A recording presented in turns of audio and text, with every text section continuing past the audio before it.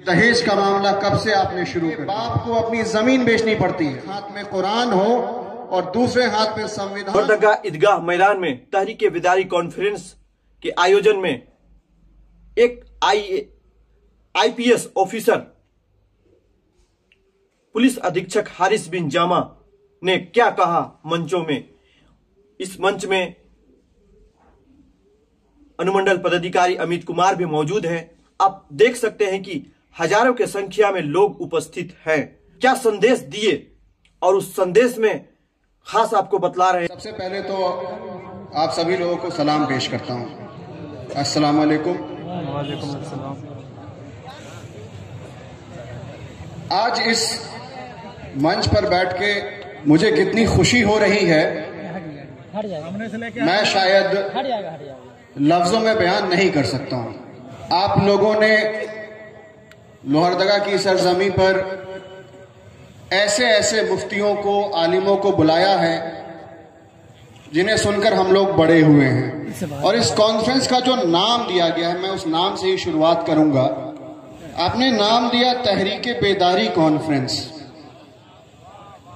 कहा गया, इसी माइक से बोला गया कि ये जलसा नहीं है, ये एक तहरीक है।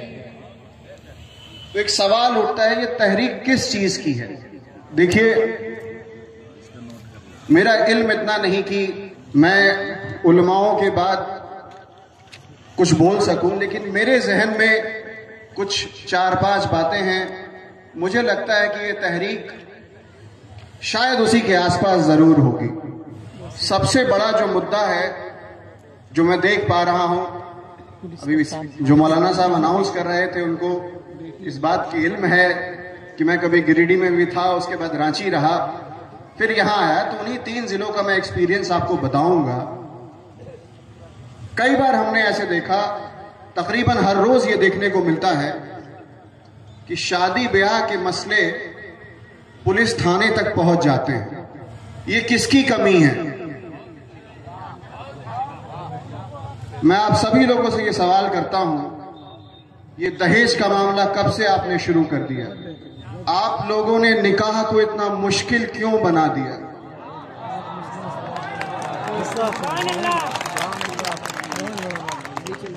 अगर कहीं गलती होगी तो माफ कीजिएगा मुझे, लेकिन आज मैं बात करूंगा तो दिल से बात करूंगा।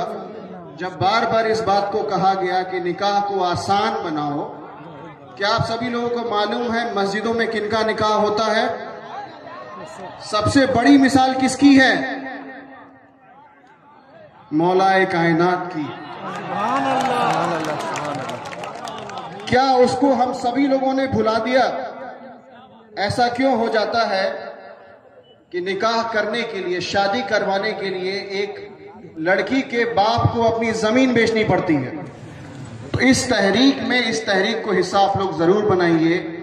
आज यहाँ पे जितने भी लोग मौजूद हैं, जो लोग हमारी आवाजों को सुन सकते हैं, क्योंकि वक्त ऐसा है कि चीजें रिकॉर्ड होती हैं, तो ये बार बार कई सालों तक चलती रहेंगी।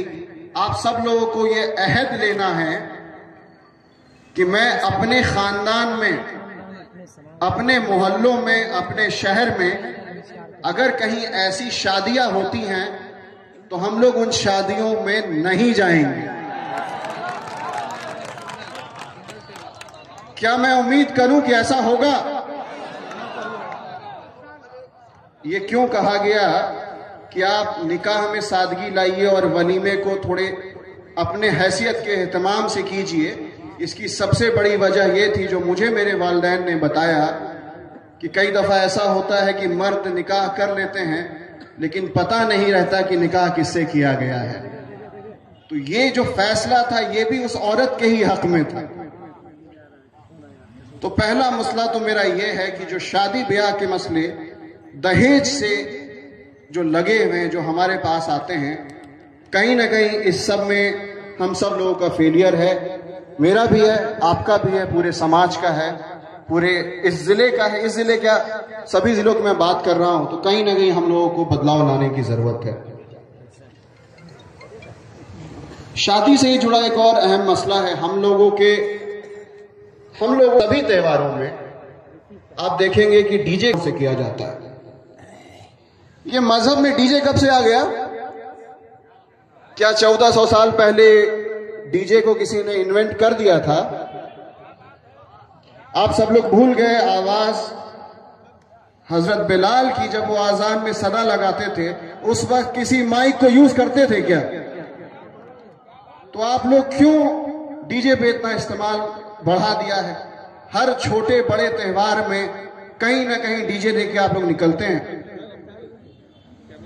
ये सारी बातें आप समझिए, ये मजहब में आपको बताया गया है, लेकिन इसके साथ साथ जो इस मुल्क का आईन है, जो संविधान है, उसमें उसकी जो बेसिक फिलॉसफी है वो यही है, इससे कोई अलग बात नहीं है।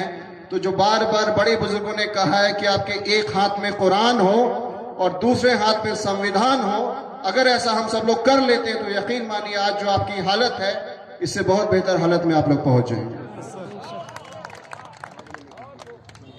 इसके आगे का एक मसला वो तरबियत का।